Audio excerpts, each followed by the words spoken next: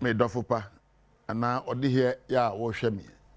aha eye kasamfoni afidi a fe na Adom TV ena wode TV atui na dwumadi aba betie we ye Nkuranshyensem emre me amti dwamu amedi dwumadi ho kya me edi amje so eye apostle Dr. Nita Kotego amenda ase se wa pemre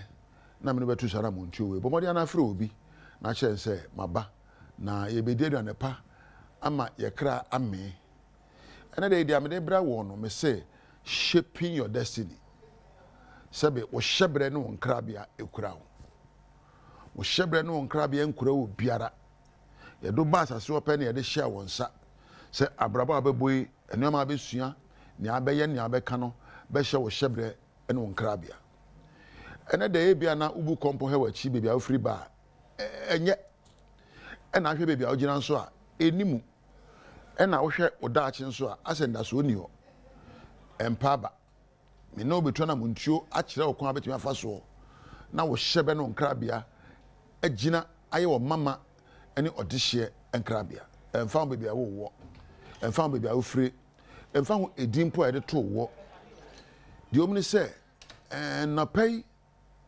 anenra na me na makwantuo mu ba nkran ena se betu madwen proso Joseph asemu a eto no ena me fifi mu hu se ne hyebre nhyehyeye a ono ahyehyeye ye ka Joseph wa waka Bible da woni mu a onkan so bia na wateda abrantie ketekete a wonya mfie di oso a onya daeso e kire onuanom tie daeso eye onisuade hunu entoni pa bia no wo hyebre be yi a yese wonya onisuade hunu ana daeso efa ni adankwa ma wabrabo besie Joseph oso daefa ne dankwa ma eno ka kire ni nua mema wo so daeso efa wabrabo ho te sei efa na adwuma wo yo efa no awade efa mo apomodini efa your life in general. What are the ideas you have created that will create an end of glory, honor and greatness? What are dreams you are having? What is the vision or the goals that guard your actions? Joseph had a dream. In other words, Joseph had an idea of his hand products. Joseph set a goal.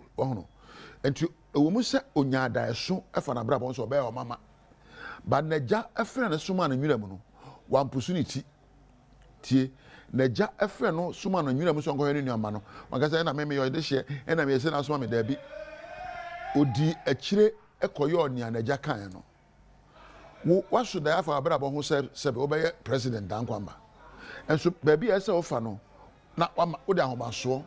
and wow. Nempo, Okodru, baby, Unianamo one on men, woman. Bible no chire se, Unianamo fan ho, a dream po, so be kuno. Abraba wubueno, ebia nanye unianom. Ebia o namfofobia, damfobi, ebi obi o to bro no so, ebia susumbi, aye wo wono, ya do koshe nsa. Ebia ye okra bia okura wa brabo ena afa ho apam so mo brabo nye yi enti sa so de a e ahwe abrabo mu ehwe nipa wo ben wo ni bi ehwe ebi kwa ye wa adwene da wa adwene proso ebi ye niye bi ena e ka wa hye hwe ni ye na bi san se usuban pen na okasa ben no ne ye ben ena beku na ontimi kodu nkrabia awie de yepa ebi wa enyonkon bi ebi wa futuo bi ebo emfoni bi akohwe ebetimi aka won krabia ahye akun na ye kire se de shamna donkonunkum na woton no ma nanafo ahoho abrabo ayebu emfa ho ye de ne kwa so oye din na de amehwe ne se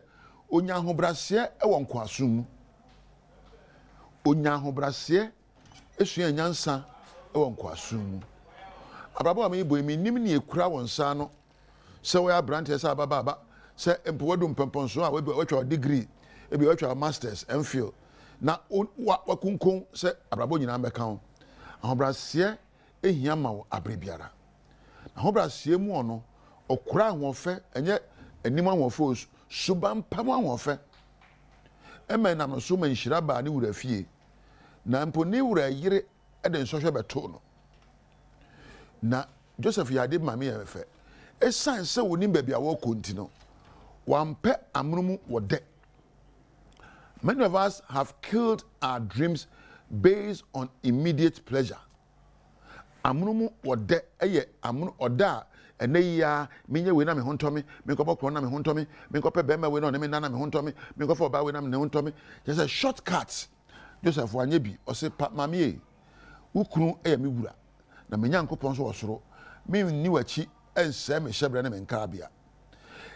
ensohwe bi ba wa brabo mu a ensohwe a edo ko ewe bone etwa nkarabia so empe wo de ene ne gi achi enkope sebe sa neoma no Joseph afutu ode ma me no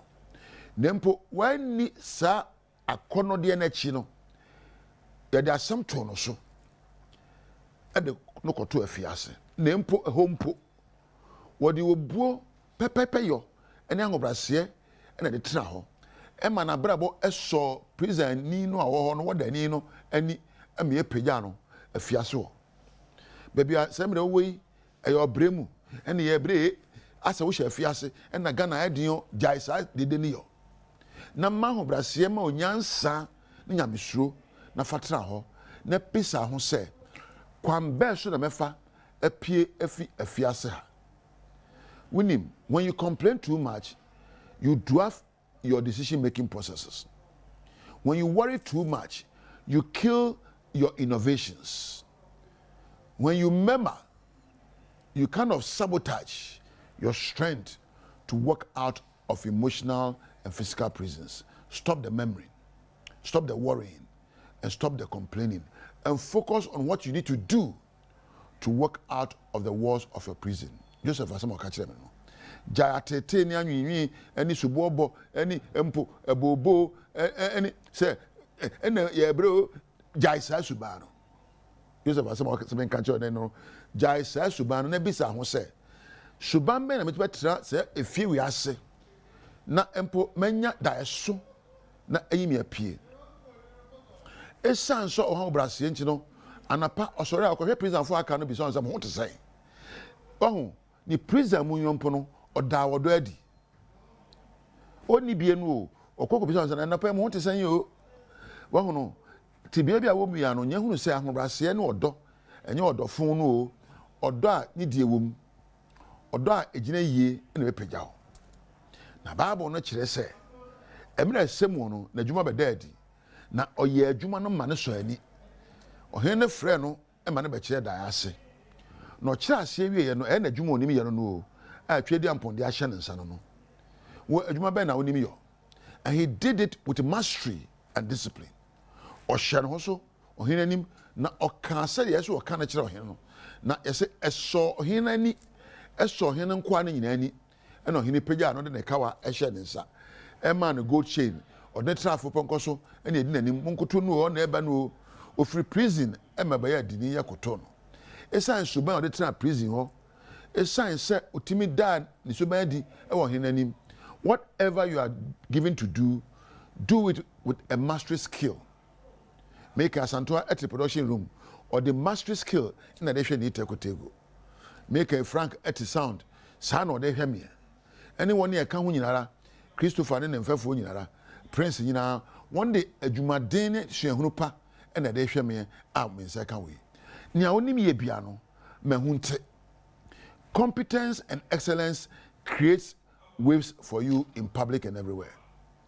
Competence and excellence se wo ye adwuma ne hu se wo de wonim ye ebroso na ehutwa sana Joseph gina ohene ne mo ye obie na no kan sem a eto ohene akoma so ehutwa e mo ohene pagya no eye ono se ono ohene ni wa ono Joseph na wo ho a ofiri ba bia Hebrew ni ba afi obaya museum ohene. It doesn't matter where you are as long as you live a life of love, as long as you live a life of humility, as long as you live a life of service or the sum and a communion ho ahobrase no di free hoko afiase wodo no de trafiase eni nyamesuro eni suahunu ema empo ne kasa eso henani wankasa na mo de mabehye prison na me bre me ko kire bibia ase kire ohen no empo me kwa me nka no kire kire ohen no mo de mabehye prison me nya bone na mo de mabehye ha me nua ebobo emwa anwinwi emwa oware anya ntidie usika sema asa ntidie gyae saa nwinwi a wonwinwi ni soboɔbɔ no na pɛ wɔdɔ tra wakoma so na pa ahobrɛase nya suahunu ne bisa wɔn sɛ ɛdeɛ na mɛyɔ a ɛho betwa ɛdeɛ na sɛ mede metimi ayɔ a ɛho bɛteɛ na mede aboa mabrabɔ ne awiase nyinara kae sɛ Joseph na futuo no de mo hene o mo hene pagya no minim adwuma a wasua anampo adwuma da wakoma so a wosua ka kyerɛ wɔn sɛ I want to be a master of the skills. I want to be a master in the field where I am. Yana black star for kopo bola na Ghana for tiachiri na wa bon unim bobo